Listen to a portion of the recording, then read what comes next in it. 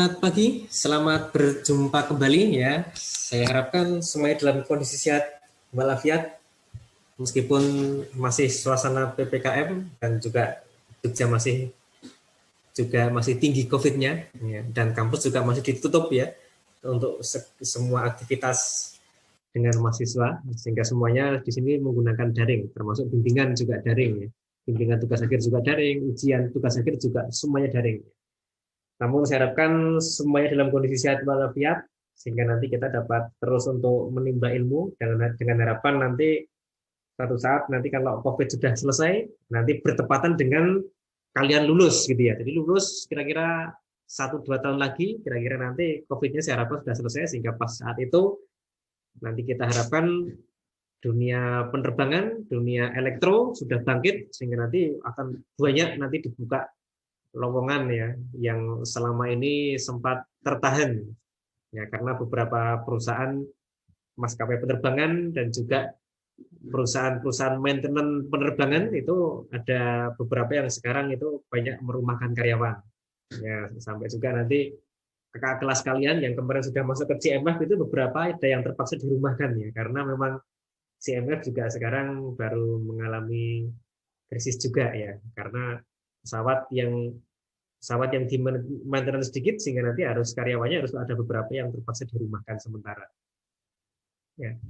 Nah ini kita sampai pada pertemuan terakhir untuk praktikum avionik ini kita masuk di bab 6 dan nanti setelah itu nanti bab 7-8 nanti akan diteruskan oleh Pak Denny nanti sesudah ujian akhir semester. Nah kalau kita lihat di materinya itu kalau bab 6 nah ini di materi avionik kita ada di e-learning. Di sini kalau kita lihat dari atas ini ya, nanti kalau yang ada beberapa sesi yang belum sempat diikuti, nanti silakan bisa membuka di YouTube. Ini ada video rekaman sesi praktikum nanti dapat dilihat nanti di sini. Listing program juga sudah saya masukkan bagi yang kemarin belum sempat download, modul juga ada. Nah, kemudian di sini saya sertakan rekaman bimbingan skripsi tentang navigasi dari para mahasiswa saya yang kemarin mengambil tugas akhir tentang navigasi. Kemarin tugas akhirnya kebanyakan tentang penentuan orientasi dan kemudian penentuan translasi untuk pesawat, untuk UAV ya. Ya, UAV-nya menggunakan quadrotor karena kita punyanya quadrotor. Kalau kita beli pesawat kesulitan untuk take off dan landingnya ya. Pesawat fixed wing itu kita kesulitan untuk take off landing. Meskipun di sini ada pesawat Mercedes sama itu ya, yang di hanggar itu kan ada 2 pesawat tapi kalau mau di take off kan wah repot nanti harus mempunyai landasan patu yang cukup panjang ya.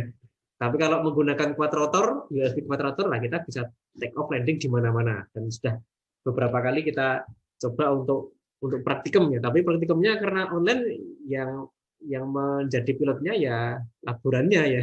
Sehingga kalau harapannya nanti kalau praktikumnya offline nanti masih bisa mencoba ya nanti untuk bagaimana menerbangkan pesawat UAV gitu. Dan juga mengukur beberapa parameter yang ada di pesawat. Misalnya orientasi, attitude, heading, kemudian nanti juga vertical speed-nya, horizontal speed-nya bagaimana, kemudian nanti bagaimana tracknya nanti bagaimana, nanti bisa kita ukur sebenarnya atau kita hitung. Nah, kemudian ini penilaian praktikum, nanti dicermati kembali, ada presensi, laporan, kemudian ada kuis, ya. Nanti dan laporan nanti ini berupa artikel jurnal itu nanti bisa kita maksimalkan sehingga nanti nilai totalnya nanti bisa melebihi 100 nanti ya. Nanti ini nilainya bisa melebihi 100 sehingga nanti kalau ada beberapa bagian yang nanti masih kurang masih bisa tercover. Misalnya presensi karena kemarin belum sempat presensi di awal-awal gitu ya. Enggak apa-apa nanti dapat tercover di situ. Nah, kemudian materi kita kemarin ini ya menentukan orientasi, attitude and heading. Attitude itu roll pitch, kemudian heading itu yaw-nya. Di bab 1 kita sudah mencoba menggunakan giroskop, bab 2 menggunakan akselerometer dan magnetometer, bab 3 digabungkan menggunakan Kalman. Nah, kemudian di bab 4 kita mencoba menggunakan penentuan translasi UAV menggunakan date reckoning. Yang ini pada beberapa SMK, yang mungkin ada yang dari SMK penerbangan, Ada yang sudah diperkenalkan ya bagaimana data reckoning. Nah, ini nanti kita di sini kita mencoba untuk menghitungnya. Bagaimana menghitung translasi atau perpindahan pesawat menggunakan data reckoning. Kemudian bab 5 ini menggunakan GPS. Nah, yang terakhir bab 6 ini digabungkan. Data reckoning dan GPS digabungkan menggunakan Kalman filter sehingga nanti didapat suatu estimasi translasi UAV. Estimasi itu baru perkiraan, artinya karena memang kita tidak bisa mengukur ya. Jadi UAV terbang terus kita ukur naiknya itu berapa meter, itu kan juga susah ya. Berbeda kalau nanti kita mengukur kendaraan di darat. Kita ukur, benar-benar kita ukur menggunakan suatu meteran bisa, tapi kalau di udara kan kita susah mengukurnya. Nah, makanya kita menggunakan kata-kata estimasi. Ini estimasi itu berarti perkiraan, tapi perkiraan itu yang sudah disusun berdasarkan data yang nanti didapat dari sensor. Nah, ini di bab 6 ini puncak materi ini tentang estimasi translasi UAV. Nah, sebelum kita coba masuk ke sini, kalau ada yang mau tanya, silakan tentang materi kita. Dari bab 1 sampai bab 5 dulu. Kalau nggak ada, kita coba masuk ke bab 6 tentang translasi UAV menggunakan Kalman filter.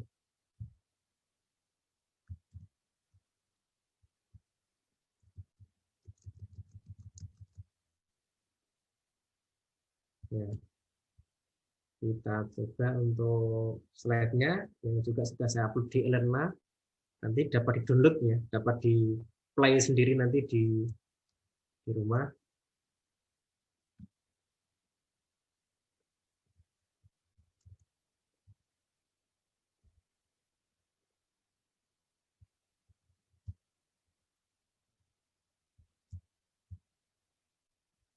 Ya, ini.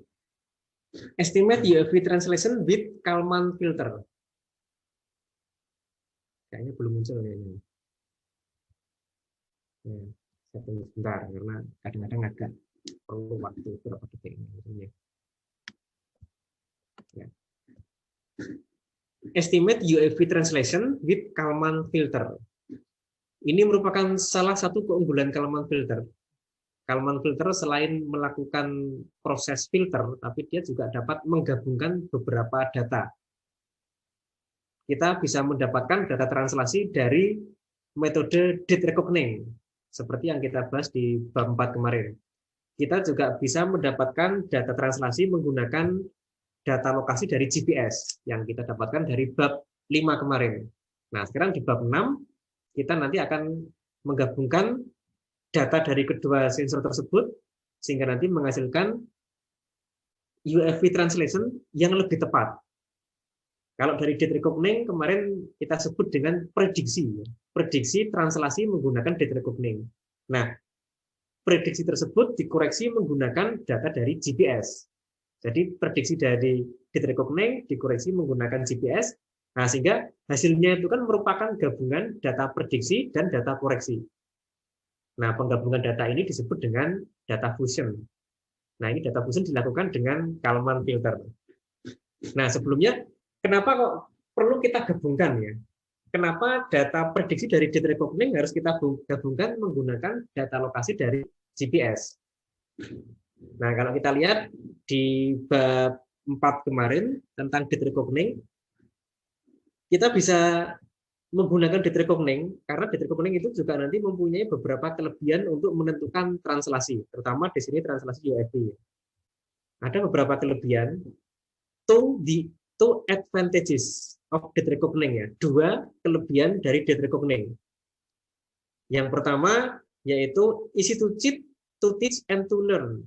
Ya, data reckoning itu kan dia itu dari sensor akselerometer dapat kita baca data percepatan, diintegralkan menjadi data kecepatan, diintegralkan menjadi data translasi atau perpindahan. Nah, sehingga kita dapat dengan mudah, ya kemarin kalau dipelajari kan cukup mudah.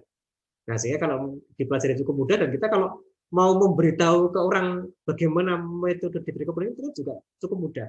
Nah, ini mudah diajarkan, mudah diajari, dan juga dipelajari ya. Ini kan kalau kita lihat ini kan menggunakan cara seperti itu kan ini kalau kecepatan satu UAV atau satu pesawat diketahui percepatannya cukup diintegralkan, nah, atau menggunakan apa tuh state kemarin ya, kita menggunakan matriks F dan G itu juga bisa. Kalau integral itu menggunakan metode penghitungan menggunakan analog, kalau menggunakan state kemarin menggunakan digital karena sudah ada time-nya, dan time-nya itu nanti discrete ya, tidak continue. Nah itu. Jadi ini mudah dipelajari. Oh ternyata pesawat itu bisa secara mandiri, dia itu bisa menentukan kecepatan dan translasinya. Ya, hanya dengan menggunakan data percepatan. Dan data percepatan itu didapat dari sensor akselerometer. Nah itu mudah untuk dipahami ya. Dan yang kedua, dapat menjadi akurat. It can be highly accurate way of moving from one point to another if done carefully over short distance. Jadi kalau kita nanti mengerjakannya dengan hati-hati ya, dengan teliti, ya kalau dengan teliti itu maksudnya berarti sensornya nanti mempunyai draw yang kecil, kemudian kita menggunakan sampling rate yang cukup tinggi. Nah, sensor yang di handphone itu untuk yang di smartphone ya biasanya untuk akselerometer itu mempunyai draw ya lumayan agak besar sebenarnya sih, sehingga di sini kalau kita gunakan untuk menghitung translasi WiFi sebenarnya kurang tepat ya sebenarnya ya. Kalau nanti diharapkan kalau nanti kita menggunakan sensor yang lebih presisi lagi, nah nanti yang lebih teliti, yang lebih presisi dan nanti kecil noise-nya, nah nanti akan dapat tepat ini sebenarnya. Nah kemudian ini ya over short distance, ya kenapa dikatakan short distance? Karena dari proses integral ya tadi ya, kecepatan merupakan integral dari percepatan. Integral itu kalau sesuatu diintegralkan itu kan pasti tambah c gitu. Nah itu. Nah, itu nanti kalau lama-lama diintegralkan itu kan seakan-akan kan diakumulasi ya, akumulasi. Percepatan diintegralkan, diakumulasi menjadi kecepatan. Kecepatan diintegralkan jadi translasi. Nah, berarti kan integral double ya. Integral rangkap. Nah, ini mungkin dulu kalau yang di mata kuliah kalkulus 1, 2 atau mungkin matek. Kalau sekarang tidak ada kalkulus ya, tapi langsung digabungkan ke matematika teknik sama matematika elektro. Nah, itu kan dulu pernah belajar integral double. Nah, integral double itu nanti dalam kenyataannya ini contohnya ini. Translasi itu merupakan integral double, integral rangkap dari percepatan. Nah, integral itu nanti bisa menggunakan integral biasa itu, berarti itu menggunakan metode analog, atau bisa menggunakan matriks state space seperti kemarin ya, yang kita menggunakan matriks F dan matriks G kemarin yang di bab 4 itu, yaitu menggunakan cara digital. Nah, itu tadi ya. Jadi kalau nanti mau akurat itu sebenarnya kita harus menggunakan sensor yang draw-nya kecil, presisi tinggi, dan sampling rate-nya tinggi. Sampling rate-nya tinggi. Nah, kalau kemarin yang di smartphone itu untuk data untuk sensor akselerometernya dapat menggunakan sampling rate yang cukup tinggi yaitu 201, sekian hertz. Berarti dalam 1 detik itu didapat data 201 data dalam 1 detik. Itu kan cukup tinggi sampling rate-nya. Nah, itu. Kalau yang data giroskop itu hanya 50 hertz. Nah, sehingga lebih rendah dia sampling rate-nya. Magnetometer juga lebih rendah lagi. Nah, itu. Apalagi GPS ya, itu lebih rendah lagi, hanya 1 hertz ya. Hanya didapat 1 data per detik. Nah ini, jadi data coupling itu cukup bagus, andai kata nanti sensornya itu, tadi itu ya, draw-nya kecil, kemudian kepresisiannya tinggi, kemudian nanti mempunyai sampling rate yang tinggi. Nah itu. Nah, tetapi di sini, tentunya metode ini ada beberapa kelemahannya. Dari sini ini kan sudah terlihat ini, oh ini dapat highly accurate. Nah, jika nanti over short distance, berarti nanti hanya menggunakan jarak yang pendek saja. Kalau jaraknya jauh, ya ini berarti ini tidak berlaku lagi. Highly accurate itu tidak berlaku lagi. Nah, ini berarti short distance bisa highly accurate, tapi nanti kalau nanti itu distance-nya itu panjang atau jauh, sehingga nanti perlu waktu yang cukup lama, nah nanti bisa menjadikan tidak accurate. Nah, ini ya. Disadvantage. Ya, ini.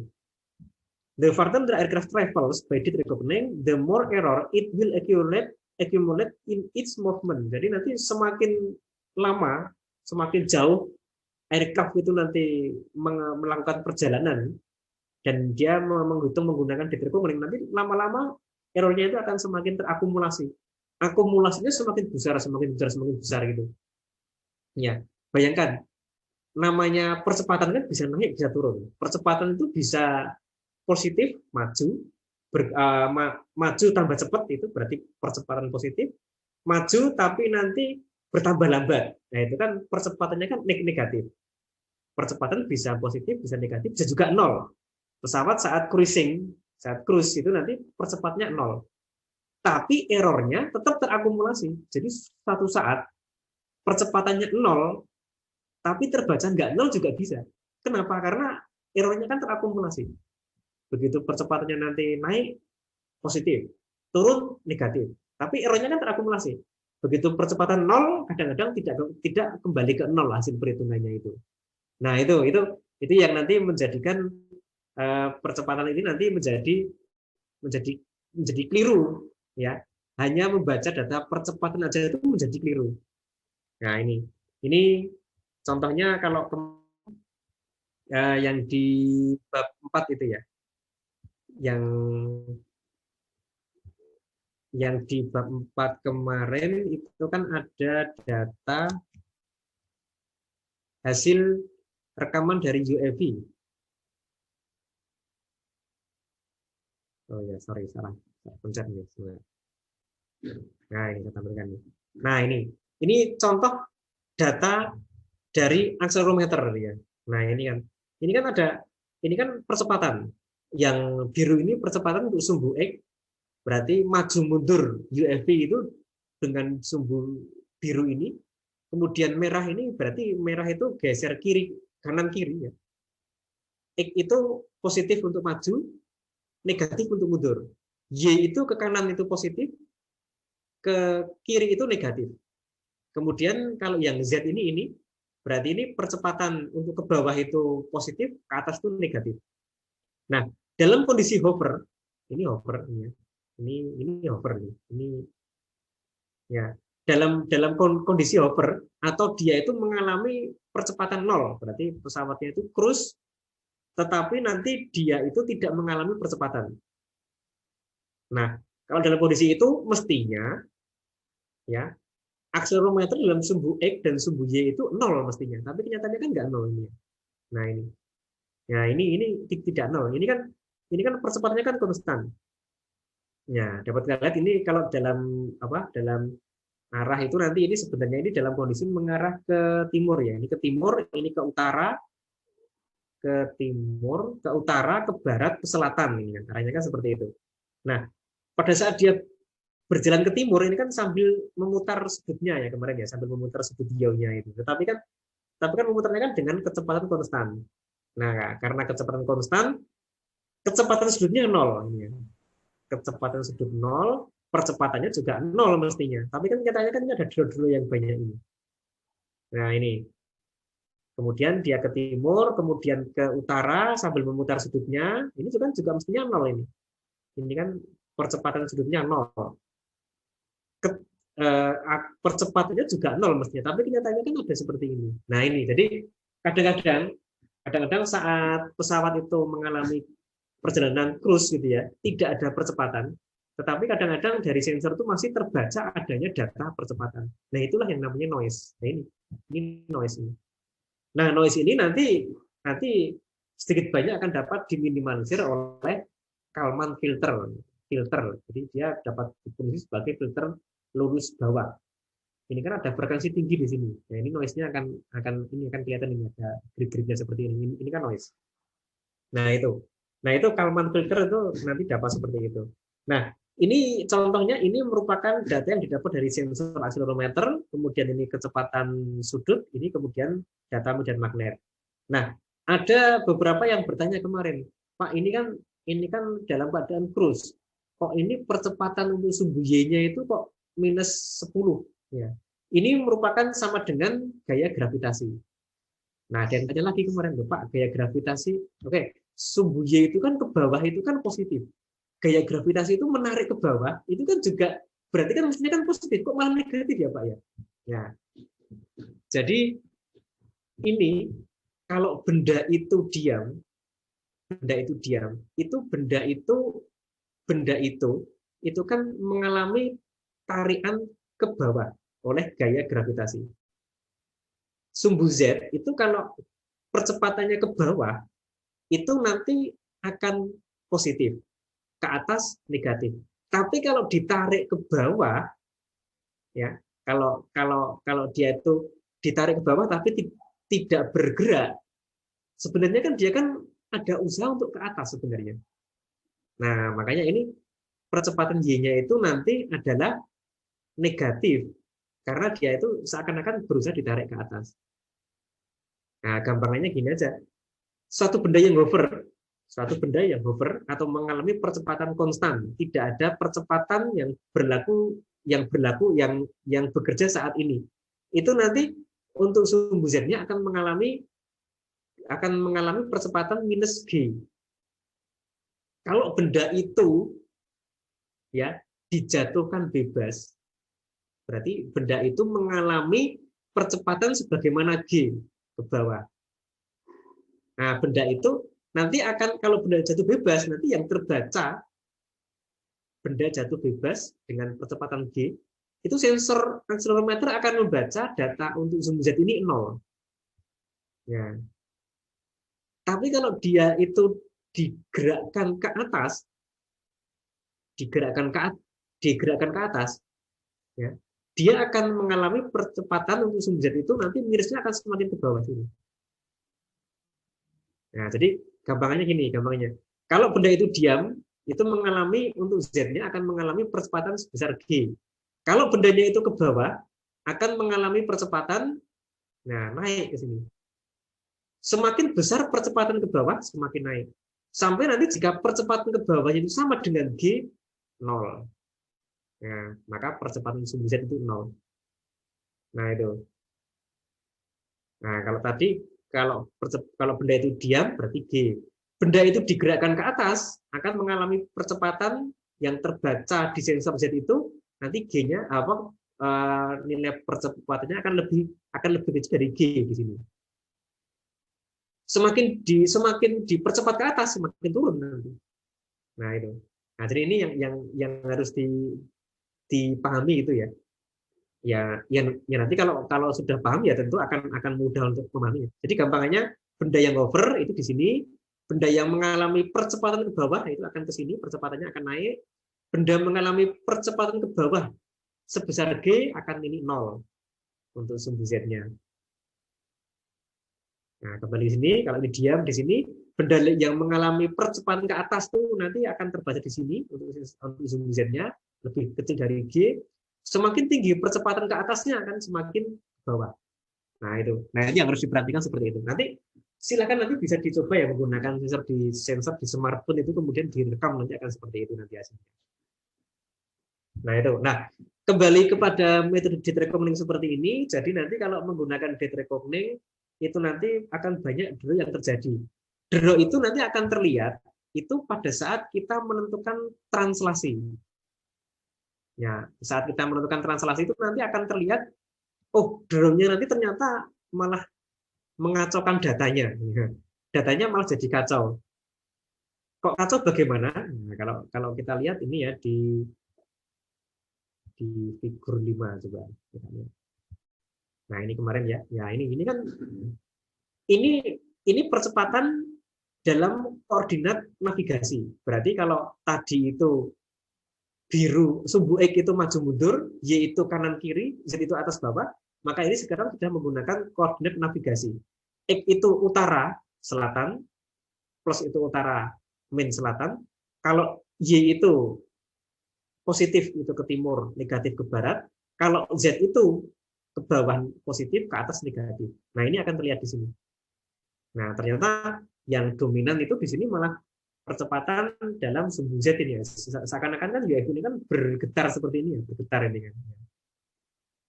Nah, ini percepatan di koordinat navigasi. Nah, kemudian di sini kecepatannya, nah ini tidak terlihat malah ya, gerakan ke timurnya nggak kelihatan. Mestinya kan di sini kan mestinya ya. Kalau mestinya di sini itu kan nanti untuk gerakan ke timurnya, mestinya di sini kan ada kenaikan percepatan untuk sumbu Y. Nah, mestinya kan merahnya itu kan naik mestinya. Tapi nggak kelihatan ya. Ini kan tidak kelihatan. Merahnya, nah ini merahnya malah seperti ini ya. Ya ini naik tapi sempat turun ya. Ini kan ada, ini kelihatan sedikit ini ya, naik ini ya. Tapi kan ini karena ini sempat turun ya seakan-akan nggak kelihatan. Nah ini gerakan ke timur nih ya. Kecepatannya naik sedikit. Naik. Kemudian di timur berhenti. Nah, berhenti itu nanti turun sedikitnya. Nah, berhenti kecepatan, berarti kecepatannya nanti turun. Tapi ini ada error juga ini. Error di sini ya ini kan ada ya ini ada perhitungan yang menjadikan nanti di sini error. Kemudian gerakan ke utara. Ke utara ini ditandai ini di sini ada biru yang naik sedikit ini. Tapi terus ini ada error lagi di sini menjadikan seakan-akan birunya turun. Terus gerakan ke barat. Ke baratnya mana? Wah ini ya ini kan yang merah di sini ini kan tidak. Ya ini ke barat. Ke barat itu mestinya merahnya turun. Nah ini malah naik. Nah itu. Jadi menggunakan determining itu nanti akan banyak sekali noise-nya. Noise itu nanti menyebabkan adanya banyak kesalahan untuk penentuan kecepatan. Nah kalau kecepatannya aja salah, apalagi translasinya, ya pasti juga nanti akan banyak salahnya nanti. Nah itu. Nah adanya error di penentuan translasi itu juga sebenarnya tidak hanya ditentukan oleh adanya draw pada sensor akselerometer. Tidak hanya itu saja, tetapi nanti juga terpengaruh oleh draw di sensor yang lain. Ya. Nah, kenapa kok demikian? Nah, ini kita bisa melihat itu dari sini ya. Ya. Jadi di gambar ini itu kan ini sudah merupakan percepatan di koordinat navigasi. Sementara sementara data asli sensor itu di koordinat sensor. Nah, untuk mengubah itu kita menggunakan matrik rotasi. Nah, ini di bab 4 kemarin ya. Ini bab 4 kita sudah membahas tentang matrik rotasi.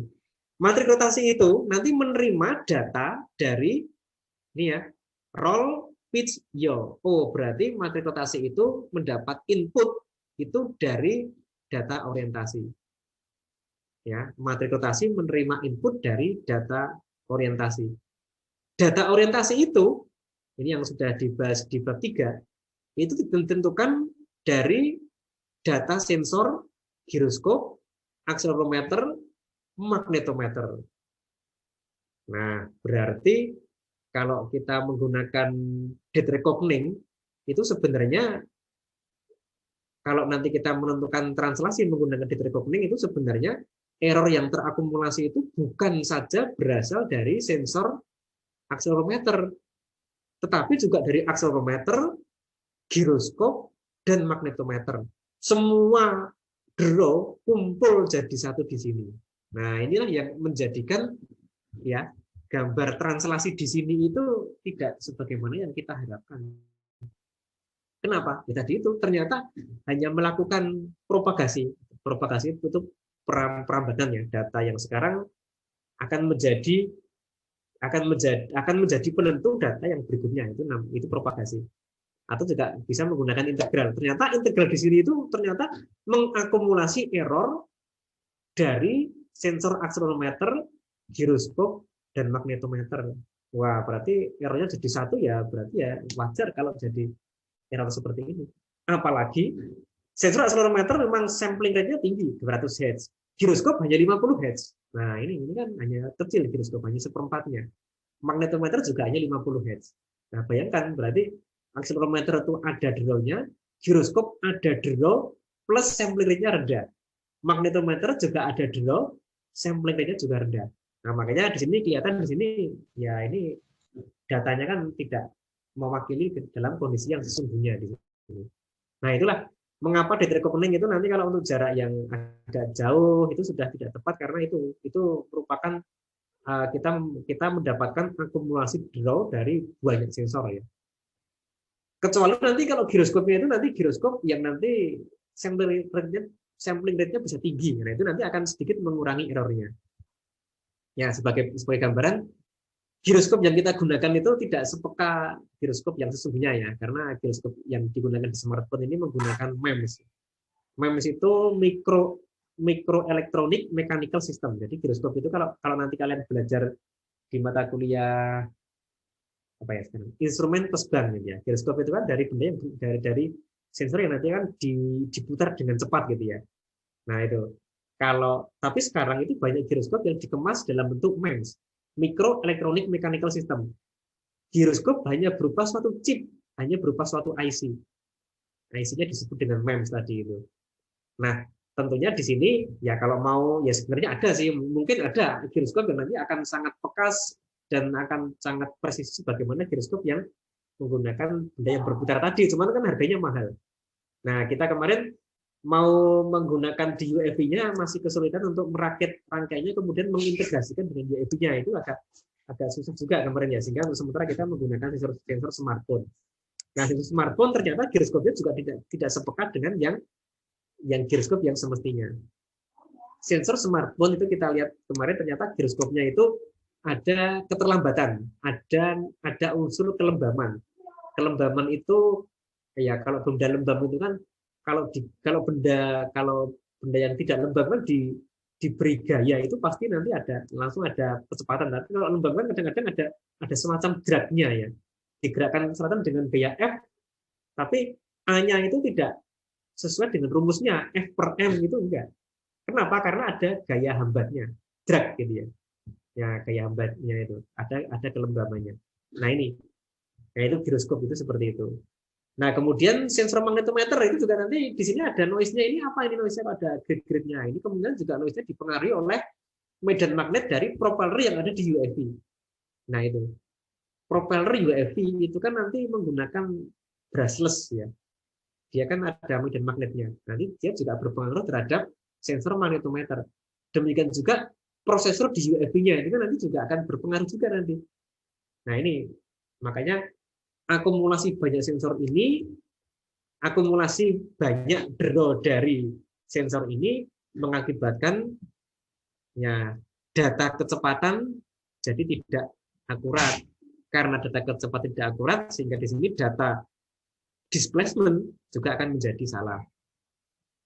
Nah, sehingga di sini memang untuk dead reckoning itu disarankan untuk tidak digunakan dalam waktu panjang nanti untuk suatu jarak yang cukup jauh, karena nanti akan jadi tidak akurat.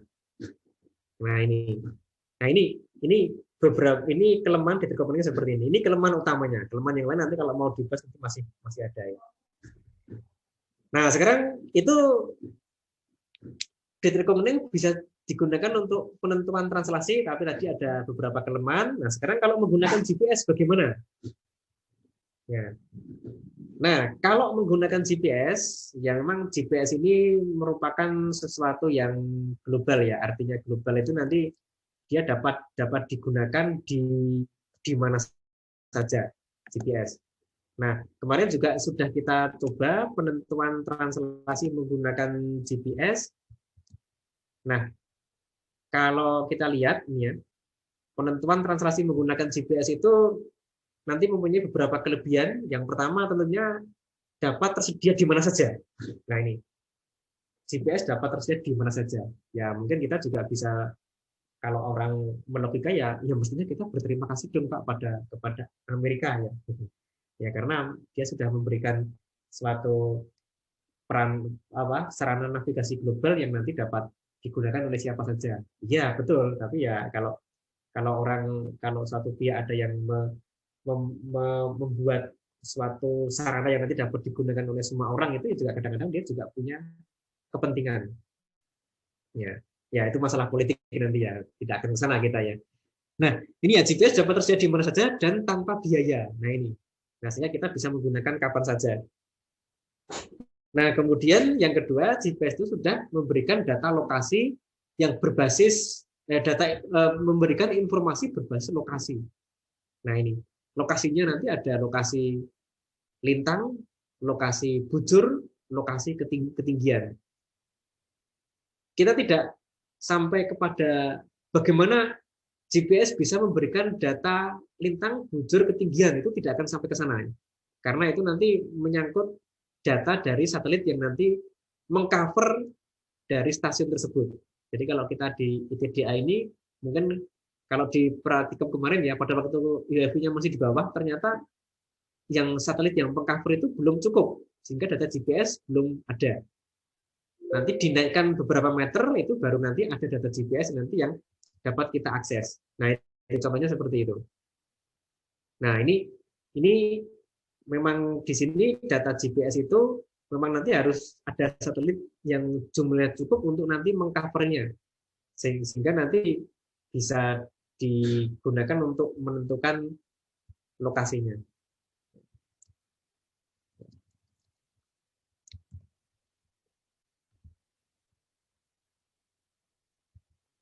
Ya, oke. Nah, ini dua kelebihan GPS seperti itu. Kemudian satelit GPS atau navigasi menggunakan GPS itu nanti juga mempunyai beberapa kelemahan. Ya, disadvantages ini ya. Ini pada waktu saya mengetik ini baru ada satu kelemahan ya, sehingga begitu saya tuliskan beberapa kelemahan belum saya ganti ya. Jadi some disadvantages mestinya ya. Ya, ini masih diterkomi juga ya. Ya.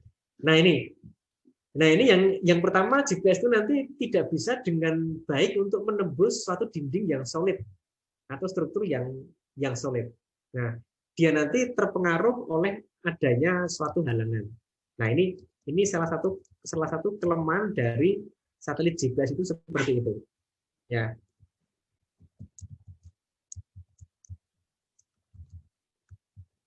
Nah, karena ada kelemahan itu, maka kadang-kadang kalau kita menggunakan GPS saja untuk menentukan suatu lokasi, nah nanti kadang-kadang kita mendapatkan beberapa ketidaktepatan. Kenapa? Karena itu tadi, nanti kadang-kadang sinyal GPS itu nanti kadang-kadang terhalang oleh apa? Oleh bangunan, atau mungkin juga terhalang, atau mungkin ada sinyal nanti yang terpantulkan. Nah, itu. Nah, kalau ada sinyal yang terpantulkan itu kan berarti dia nanti akan merambat lebih jauh karena terpantulkan tadi itu. Nah, di sini kadang-kadang kita mendapatkan data GPS juga tidak mendapatkan data yang cukup akurat karena tadi itu, karena memang adanya kelemahan dari penerimaan di GPS. Nah, kelemahan yang lain, nah ini ya, nah ini adanya juga multipath. Ya, multipath itu tadi itu. Mungkin kalau yang kalian sudah dari mata kuliah apa ya, Telkom dasar mungkin ya, Telkom dasar itu nanti kan ada itu ya.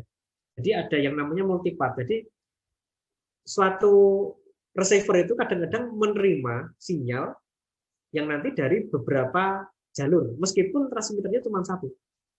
Transmitter cuma satu, tapi karena nanti ada sinyal yang langsung, ada sinyal yang terpantulkan, sehingga dia bisa mendapatkan sinyal dari beberapa, seakan-akan dari beberapa transmitter. Nah, ini multipath. Nah, kalau seperti itu nanti bisa mengakibatkan adanya data yang tidak sama. Kemudian ada gangguan atmosfer, misalnya ionosfer itu nanti juga bisa mempengaruhi. Ya, sebagai contoh itu kan sebenarnya kan kalau kerapatan udara itu kan sebenarnya kan menentukan kecepatan gelombang elektromagnetik. Semakin rapat udara atau semakin tegang nanti akan ada perubahan di kecepatan gelombang elektromagnetik. Nah, kalau kecepatnya berubah, berarti kan nanti yang diterima tidak akan sama atau mungkin agak terdelay gitu ya. Nah, juga ada electromagnetic interference, berarti nanti ada gangguan dari sinyal elektromagnetik di sekitarnya. Nah, nanti juga bisa mengakibatkan adanya ketidaktepatan. Nah, sehingga pada GPS yang konvensional itu ya, pada receiver GPS konvensional itu kadang-kadang ketepatannya hanya sekitar 5-10 meter. Ya, karena dia memang ada beberapa gangguan tadi itu.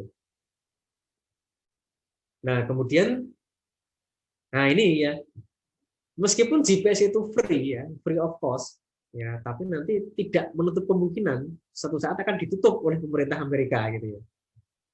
Nah, sehingga nanti kalau suatu saat ada konflik antar negara, ya udah berarti tutup aja itu GPS-nya di sana. Ya udah, di sana tidak bisa menggunakan GPS. Nah, sehingga kalau kita kemarin membuka di materi bab 5 itu kan beberapa negara kan menggunakan satelit navigasi yang berbeda. Ada yang menggunakan GNSS, ada yang menggunakan Beidou gitu ya. Nah, itu karena memang negara tersebut tidak mau tergantung dari Amerika. Kalau hanya menggunakan GPS ya nanti kalau selama GPS masih dapat digunakan, oke, tetap jalan. Tapi kalau tidak bisa digunakan ya sudah, berarti tidak punya perangkat navigasi yang berbasis global. Nah, makanya mereka menggunakan satelit sendiri. Nah, itu. Nah, sekarang disinilah peranan Kalman filter ya sebagai data fusion atau penggabungan data. Nah, nanti Kalman itu nanti akan menggabungkan ya data hasil sensor INS, inersia navigation system, dan data dari GPS digabungkan untuk sebisa mungkin mengurangi error yang terjadi. Nah, ini sehingga kalau dari akselerometer ya, dari akselerometer nanti yang ini merupakan sensor dasar yang nanti digunakan untuk data reckoning. Kalau data reckoning nanti hanya digunakan untuk menentukan arah translasi dalam koordinat sensor, nah berarti kita hanya menggunakan akselerometer saja cukup. Tapi kalau harus navigasi dalam arah koordinat navigasi, kalau koordinat sensor kan berarti maju, mundur, kiri, kanan gitu ya. Tapi kalau kita harus menentukan dalam koordinat navigasi atau koordinat global, berarti nanti ada utara ke timur, kemudian ke bawah ke atas. Nah, nanti kita harus menggabungkan dengan sensor yang lain. Ya, jadi pada dasarnya data reckoning itu nanti menggunakan sensor utama dari akselerometer. Dari akselerometer kita dapat menentukan percepatan ke arah sumbu X, sumbu Y, sumbu Z. Nah, sehingga dapat kita tentukan translasinya. Ini ya, X, Y, Z. Nah, dari GPS nanti akan diketahui adanya koordinat nih, lintang selatan, south, north, ya, lintang selatan atau lintang utara, atau east west berarti bujur timur, bujur barat, atau ketinggian dalam meter. Ya. Nah, ini sehingga nanti dari GPS juga dapat ditentukan translasinya. Kemarin di bab 5 itu sudah ya, translasi untuk X, Y, Z-nya. Nah, ini data translasi dari hasil data reckoning ada errornya. Dari GPS juga ada errornya. Nah, inilah peranan Kalman filter nantinya. Kalman nanti akan menggabungkan data translasi dari data reckoning dan data translasi hasil dari GPS tadi itu. Nah, Kalman filter itu nanti ini selain juga menfilter, tapi lebih utamanya adalah penggabungan data ini. Penggabungan datanya bagaimana? Penggabungan datanya, ya data di sini yang atas ini akan ada kapan saja. Jadi kalau kita lihat di algoritma yang kita gunakan itu ya, akselerometer itu mempunyai sampling rate 200 Hz, giroskop 50 Hz, magnetometer 50 Hz. Nah, oke, kita mau menggunakan sampling rate yang mana yang mau digunakan untuk di sini? Apakah menggunakan 50 Hz ataukah menggunakan yang tertinggi yaitu 200 Hz? Ya. Kalau yang paling mudah di sini kita gunakan 50 Hz, gitu. Karena data akselerometer memang 200 data per detik, tapi data giroskop magnetometer hanya 50 data per detik. Ya kalau paling mudah ya di sini kita gunakan 50 data per detik saja.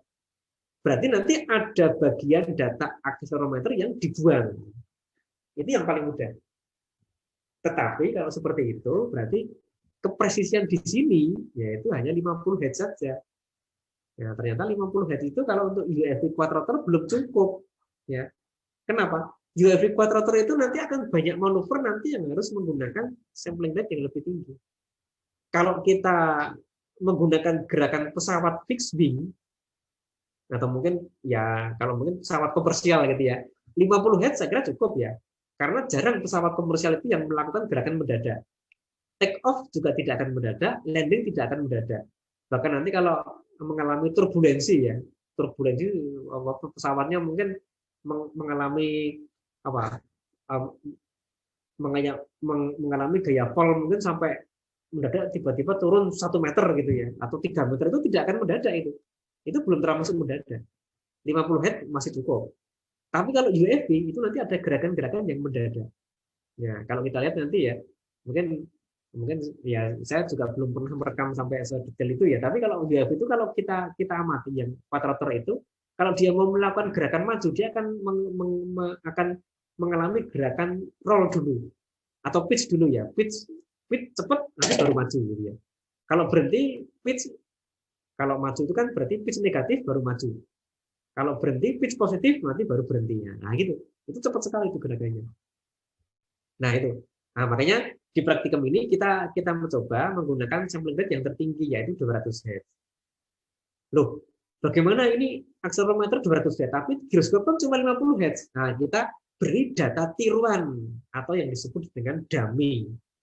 Nah, jadi kita berikan data dummy sehingga nanti kita beri data di sela-sela data giroskop sehingga giroskop yang tadinya itu hanya 50 data per detik dijadikan 200 data per detik. Demikian juga yang data dari magnetometer yang tadinya cuma 50 data per detik jadikan 200 data per detik. Itu namanya data dummy itu. Nah, sehingga kita mendapatkan data data untuk translasi itu 200 data per detik. Nah, untuk GPS itu datanya hanya 1 kali per detik. Nah, inilah peranan Kalman filter di sini. Ya. Kalman di sini akan menggabungkan dua data tersebut. Kalman di sini nanti akan menggunakan data dari sini, data decoupling, jika tidak tersedia data dari GPS. Tapi begitu ada data dari GPS, dia langsung menggunakan data dari GPS. Nah itu, itulah hebatnya Kalman filter itu seperti itu ya, hebatnya Kalman filter itu. Ini nanti dapat kita set dengan cara mengubah nilai R ya. Dengan cara mengubah nilai R. R itu merupakan kovarian draw pengukuran. Ya. Nah, nanti jika nanti ada data GPS, jadi ini kan data dari sini, data dari data community ini kan merupakan data prediksi. Yang GPS ini merupakan data koreksi. Nah, nanti pada saat ada data dari sini, ini kan selalu ada ya, berarti nanti R-nya itu nanti menggunakan R default. Begitu nanti ada data dari GPS, nanti Kalman akan lebih memberatkan atau lebih menggunakan data GPS. Nah, ini R-nya dikurangi. Nah, itu nanti kalau ada yang mau mengembangkan ke sana, beberapa tugas akhir ini masih memungkinkan ya. Kalau sementara kita masih menggunakan penggabungan Kalman biasa. Berarti Kalman nanti menggabungkan data di sini dan menggabungkan data di sini. Nah, untuk listing programnya bagaimana?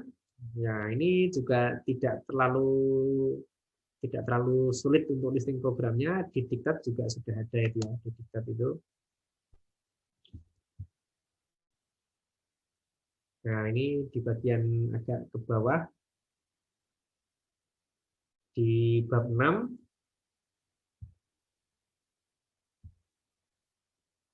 Nah, ini. Ya, jadi ini sudah kita coba masukkan semuanya di sini. Ya. Ini listing programnya. Ini listing program yang paling panjang ya di antara listing program dari bab 1 sampai 5 karena ini saya teruskan dari bab-bab sebelumnya. Jadi saya tidak menggunakan listing yang baru. Kenapa? Karena kalau listing baru nanti kan tidak bisa mengembangkan yang lama. Jadi materi yang bagus itu kan kalau bisa kan mengembangkan materi-materi sebelumnya. Demikian juga tugas akhir yang bagus itu nanti tugas akhir yang mengembangkan tugas akhir sebelumnya. Sehingga kita sempat kemarin meluncurkan adanya mempublish beberapa tugas akhir yang nanti dapat diteruskan ya. Karena yang bagus seperti itu, jadi menyambung terus gitu kan. Nah itu. Nah ini listing programnya. Ini kan jadi untuk menentukan data reckoning, menentukan translasi nanti kita menggunakan materi rotasi. Ini sudah ada contohnya juga materi rotasi. Kemudian nanti, nah inilah peranan Kalman filter itu di sini.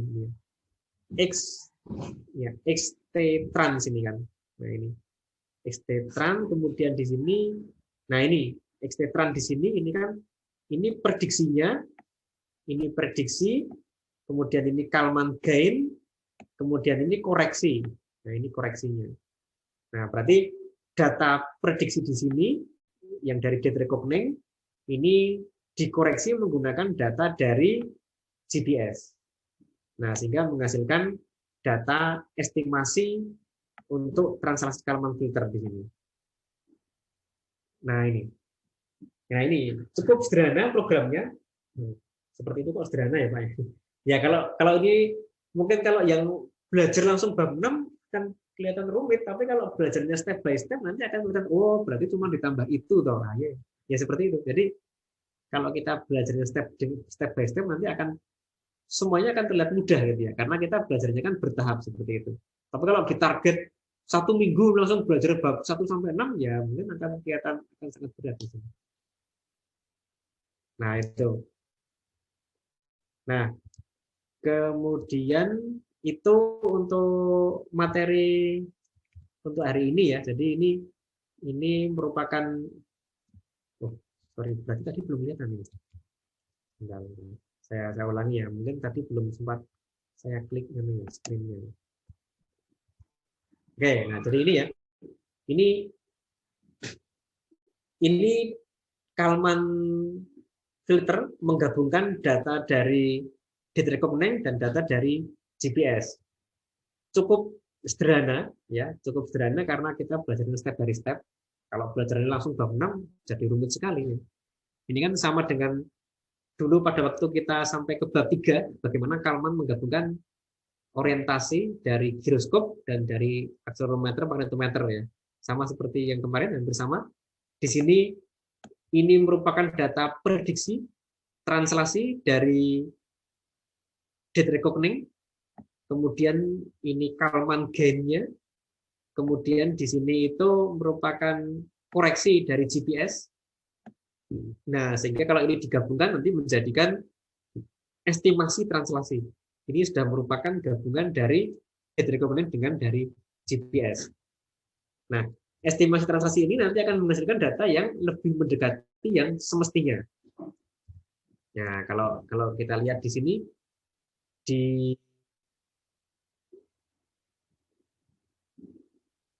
ini data dari sensor. Data dari sensor itu, nah ini data dari sensor masih sama datanya. Kemudian kita lihat untuk data dari estimasi translasi. Nah ini, ya. Kalau kita lihat di sini ya, translasinya itu sudah mendekati yang sesungguhnya. Ini merupakan gabungan dari data reckoning dengan GPS. Ini ya, UFB-nya pertamanya ini naik, UFB-nya naik, naik kok malah turun Pak itu. Iya. Jadi dalam koordinat navigasi itu kan sumbu X utara selatan, Y itu timur barat, Z itu bawah atas. Bawah atas, bawah itu positif, atas itu negatif. Nah ini kan negatif berarti ke atas. Berarti UFB-nya ke atas, UFB-nya ke atas, ini gerakan ke utara, gerakan ke utara, gerakan ke timur ya, gerakan ke timur ini kan Y itu positif kan ke timur. Gerakan ke timur, kemudian ini gerakan ke utara, X-nya itu tambah, berarti gerakan ke utara. Ini berarti Y-nya itu berkurang, berarti ke barat. Ya, ini X-nya itu berkurang, berarti ke selatan.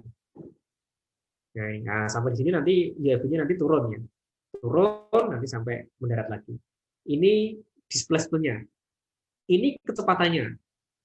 Ya, kecepatannya ini berarti ada kecepatan yang drastis naik ya, naik sampai ke sini. Naik. Kenapa kecepatannya naik terus tiba-tiba turun lagi? Ya, naik ini kok juga negatif ya. Sama saja ini dalam koordinat navigasi itu kan sumbu Z-nya itu kalau naik itu negatif, kecepatan yang naik itu negatif. Kecepatan ke arah kecepatan ke arah atas itu negatif. Kecepatan ke arah bawah itu positif. Berarti ini kan kecepatannya kan negatif, berarti ke arah atas. Berarti ini kecepatannya itu ke arah atas. Kecepatannya naik, kemudian kembali ke 0. Loh, kenapa kok kembali ke 0? Lah, UFB kalau sudah sampai ketinggian tertentu nanti kita hentikan. Sampai target ketinggiannya sekitar berapa kemarin? 30 meter ya, sekitar 30 meter. Nah, ini kecepatan ke timur, ini kan Y, sumbu Y, positif itu ke timur, kecepatannya mendekati konstan, ya. Kemudian kalau kecepatannya konstan, jaraknya kan bertambah, ya, jaraknya bertambah. Ya. Sementara kecepatan ke sumbu X itu 0, tidak ada perubahan, ya ini mendekati 0 ya, sehingga tidak ada perubahan posisi di sumbu X. Kemudian kecepatan ke utara, ini sumbu Y, itu konstan. Nah, berarti ada gerakan ke utara dengan kecepatan konstan. Terus di sini, sampai di sini, kecepatan sumbu Y itu negatif, berarti ini negatif, mendekati konstan, ke barat. Nah, berarti ini arahnya ke barat. Ya. Kemudian di sini kecepatan sumbu X itu negatif. X negatif berarti ke selatan. Ini ada gerakan ke selatan. Ya. Nah itu kira-kira seperti itu. Nah ini merupakan gabungan dari data component dan dari GPS. Ya. Ini masih menggunakan gabungan murni, belum ada beberapa koreksi. Ya. Nah, nanti masih dapat dikembangkan lagi nanti di sini kalau kita mau mengoreksi nanti ada caranya.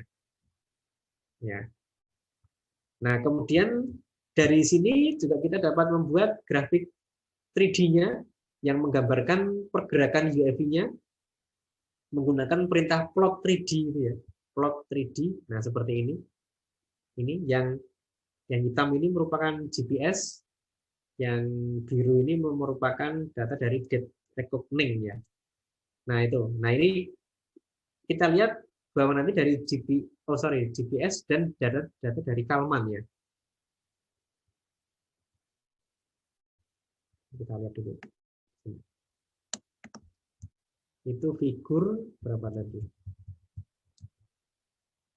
Figur 6. Ya, ini figur 6. Oke, yang biru itu berarti data lokasi GPS, yang hitam itu berarti data lokasi hasil Kalman filter. Ya. Nah, ini hasilnya seperti ini, berarti nanti data lokasi hitungan dari Kalman filter ada sedikit perbedaan dengan data lokasi dari GPS. Nah, di sini data lokasi GPS ini yang kita jadikan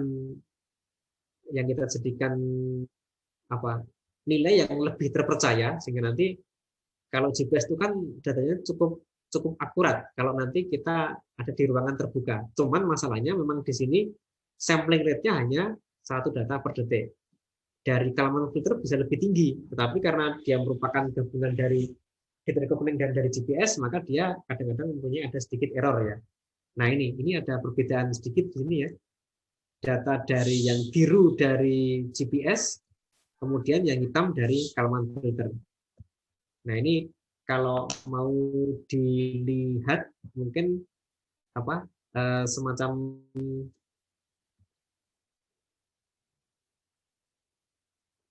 ya, kalau dilihat petanya kira-kira kan seperti ini. Nah, ini kalau dari atas seperti ini, nanti kan membentuk suatu area, kira-kira membentuk persegi panjang, bujur sangkar seperti ini ya, bujur sangkar. Ya, kalau dilihat ketinggiannya sekitar berapa ini? 30 meter ya. Oh, 20 meter ya. 20 meter. Oke. 20 meter dengan pergerakan ke arah utara. Ini ke arah utara selatan. Utara selatan ini sekitar 30 meter ke arah utara selatan. Ya, 30 meter. Kalau ke arah Y itu berarti timur barat. Nah, ini juga sekitar 30 meter. Nah, ini. Oke, nanti silakan ini dapat dikembangkan lagi, ini masih banyak nanti penelitian yang sampai ke sana. Siapa tahu nanti di antara kalian ada yang studi lanjut S2. Ya, kalau nanti S2 nanti ini akan banyak peluang untuk mengoreksi ini ya. Ini kan kalau komputer itu nanti kan akan terus dikembangkan. Kalau yang digunakan di pesawat komersial itu bagaimana Pak? Ya kita nggak tahu karena mereka memang metode untuk penentuan translasi pesawat kan memang dirahasiakan dari perusahaan mereka. Mereka punya tim R&D ya, Research and Development itu yang nanti hasilnya tidak akan dipublish kepada masyarakat dan orang-orang di sana kan digaji tinggi. Nah, kalau kalian sudah bisa seperti ini ya, nanti dapat membantu riset mereka bekerja di sana gitu ya. Bagaimana mencari translasi atau perpindahan pesawat dengan hasil yang lebih tepat. Menentukan orientasi aja, menentukan attitude and heading itu kan sudah merupakan satu sistem yang sangat kompleks. Sehingga kalau sekarang kan disebut dengan AHRS ya. Attitude and Heading Reference System. Ya, itu kan sangat kompleks itu sistemnya. Kalau kalian mencari di literatur ya, cari aja jurnal tentang AHRS itu banyak sekali. Nah, itu baru menentukan attitude and reading. Sehingga ternyata sampai sekarang pun masih tetap dikembangkan. Masih tetap dikembangkan sehingga nanti bisa menjadi data attitude and reading yang lebih tepat gitu ya. Nah, apalagi nanti untuk translasi seperti ini. Nah, ini. Nah, itu jadi nanti masih masih banyak pengembangannya dan harapannya tadi itu setelah setelah pandemi akan booming seperti ini. Setelah pandemi selesai, diharapkan setahun 2 tahun lagi, ternyata kebutuhan untuk pengembangan ini di dunia penerbangan sangat besar, sehingga nanti banyak tenaga kerja yang nanti dibutuhkan. Harapan kita seperti itu. Ya, oke. Oke, ada yang tanya? Sudah 1 jam lebih, tidak terasa ya. Ada yang tanya? Silahkan. Nah, kemudian untuk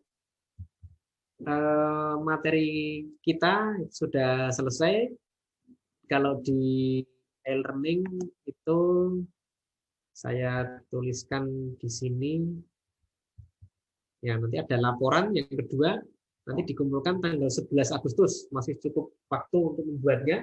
Sama formatnya seperti laporan yang pertama, formatnya sama. Nanti dapat dibuat, ya, masih cukup banyak waktu. Kemudian, nah ini yang kalau kita lihat, yang di sini ada beberapa poin penilaian.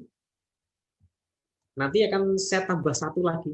Ini tidak wajib ya, tidak wajib, tetapi ini kan kalau dijumlahkan kan 10, 50, ini kemarin bisa dioper jadi 60 ya. Kemudian kuis 40. Nanti saya tambah lagi dengan 10 lagi. Artinya apa? Nanti kan berarti total nilainya itu bisa mencapai maksimal 120. Kalau benar semua tapi ya, kalau bagus semua itu kan. Tapi kan kadang-kadang tidak bisa mencapai 100, maksimal 100. Nah, untuk itu nanti kalau misalnya kalian bisa bagus semua tugasnya, bagus semua pekerjaannya bisa mencapai nilai 120. Berarti dapat nilai apa itu? Ya tetap A gitu ya. Tidak akan ada A plus enggak? Tidak ada.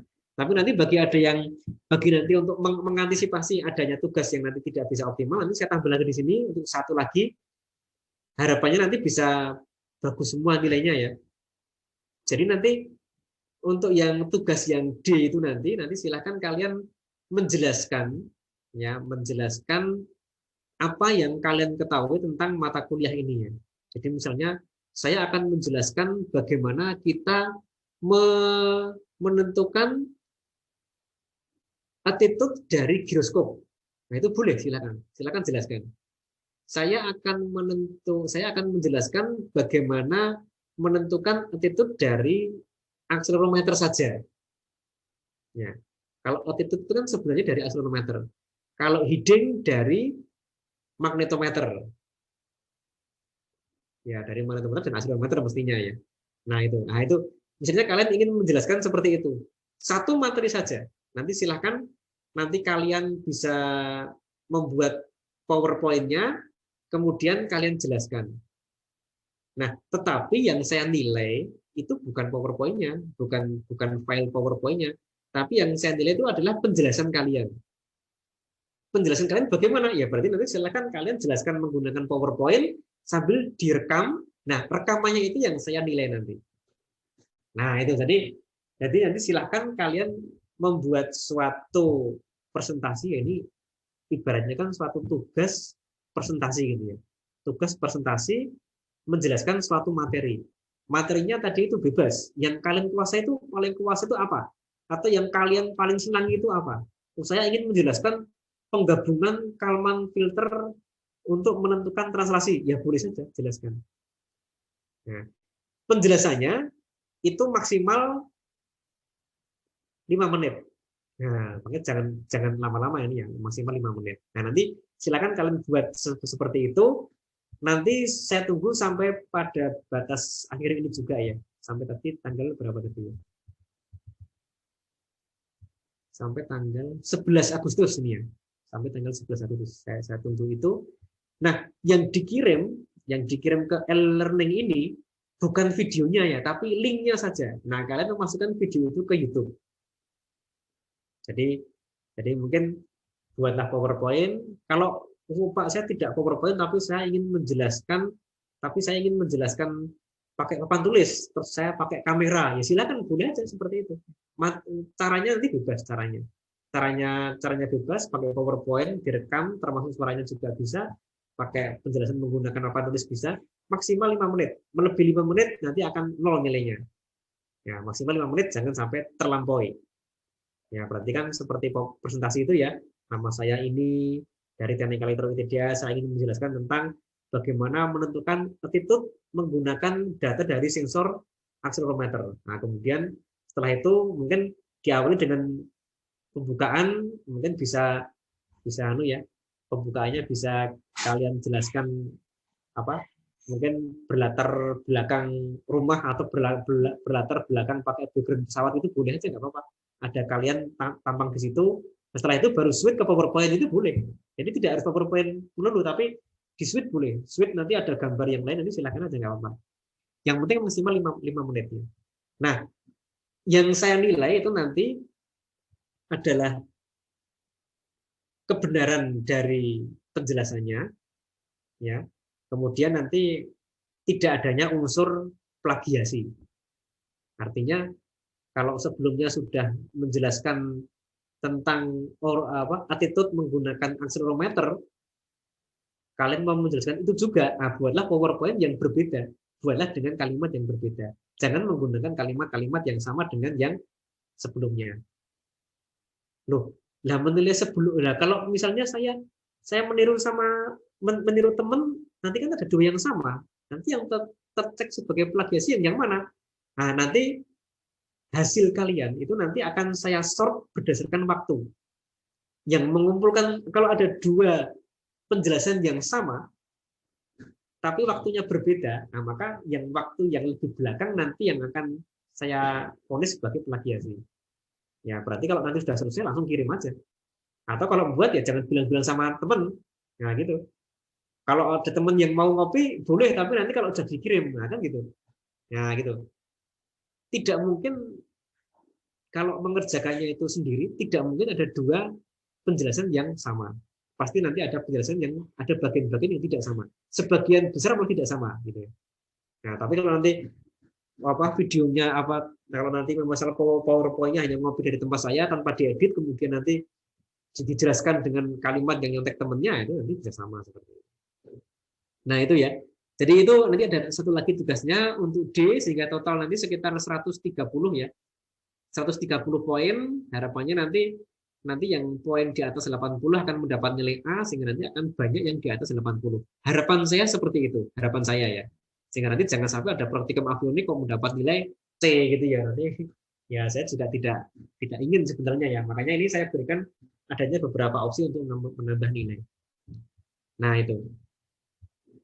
Oke, itu saja dari saya. Ya, ada yang bertanya? Silakan kalau ada yang tanya. Nilai dari saya nanti akan digabungkan dengan nilai dari Pak Denny ya. Nanti akan menjadi nilai akhir. Oke, ada yang tanya sampai di sini? Ini materi terakhir kita. Ya, kalau nggak ada yang tanya, nah kemudian yang satu ini yang tentang kuis ini belum kita laksanakan karena saya yakin ini ya kalian juga banyak kesibukannya ini ya di semester 8 ada yang kerja praktek, ada yang mempersiapkan ujian akhir semester, sehingga di sini belum saya berikan. Nanti untuk kuis ini ya untuk untuk materi tadi itu kan ada pengukuran laporan tanggal 9 dan tanggal 11. Ya, tanggal 9, tanggal 11. Tanggal 10 itu libur tahun baru Hijriah. Oh, tidak jadi masalah ya. Oke. Nah, nanti kuis nanti akan saya buka nanti tanggal 9. Ya, yang kuis ini saya buka tanggal 9. Harapannya nanti sudah, kalau misalnya sekarang baru sibuk, kalian mungkin sudah terkurangi kesibukannya karena kan sudah tanggal 9 itu juga sudah selesai untuk UAS-nya ya. Sudah selesai UAS sehingga diharapkan sudah tidak banyak beban. Nanti saya buka tanggal 9 kuisnya selama 1 hari. Jadi kuisnya nanti dapat dikerjakan dari pagi sampai malam. Nanti ada beberapa pertanyaan di situ. Pertanyaannya multiple choice. Kemudian setiap kali mencoba itu 30 menit. Kalian bisa mencoba maksimal 3 kali. Sistem otomatis akan memasukkan nilai yang paling tinggi. Misalnya saya mencoba pertama, selama 30 menit pertama ini saya coba, skornya mendapat 65. Nah, terus saya belajar dulu aja. Saya belajar lagi, sambil belajar, nanti siang saya coba lagi. Oh, skornya ternyata 42. Oh, pernah turun gitu ya. Ya sudah, saya belajar lagi, sore lagi, coba kuis lagi, skornya 72. Nah, nanti sistem akan memilih yang 72. Otomatis itu ya. Nah, seperti itu. Sehingga nanti manfaatkan juga ini kesempatannya supaya menambah nilai 40 poin ini ya. Nanti itu akan kita eksekusi tanggal 9 Agustus. Ya. Meskipun kuisnya sudah sudah saya tampilkan sebelum itu, tapi nanti hanya dapat diakses tanggal 9 Agustus. Ya, kalau yang beberapa adik kelas itu kemarin sudah seperti itu, mungkin dia juga bisa mengakali ya.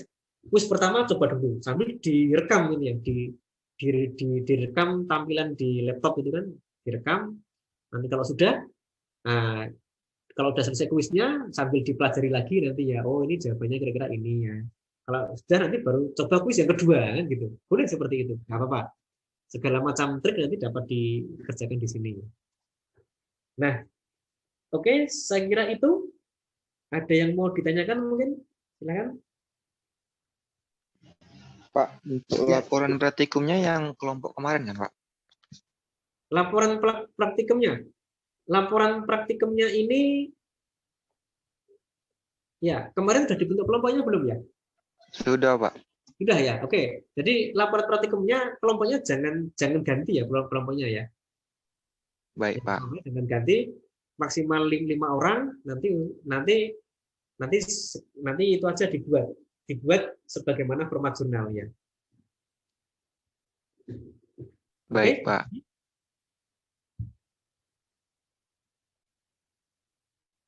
Tidak ada?